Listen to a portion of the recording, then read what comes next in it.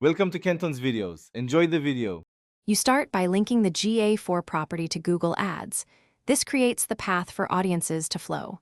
In Ga4, enable Google Signals and audience collection so cross-device behavior is available.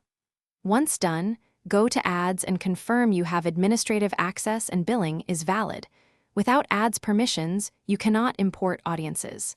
This step gets the infrastructure ready, so you can build meaningful segments and then push them into campaigns. Don't skip permissions or signals, they are required. Now you build the audience in GA4. You choose conditions, sequences, or predictive metrics.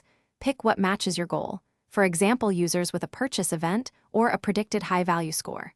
Set membership duration to control how long users remain in the list, and add a clear description so teams know intent.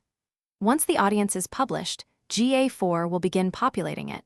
Make sure the audience has sufficient user count before importing to ads, because small lists limit targeting options and bid strategies.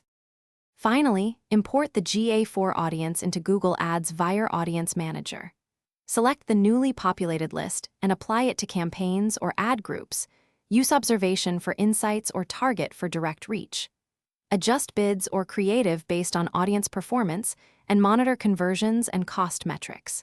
If audiences don't appear, check that link status shows active and verify membership size and data retention settings. Often a sync or permission gap prevents import. If needed, relink. Thanks for watching. Consider subscribing if we helped you.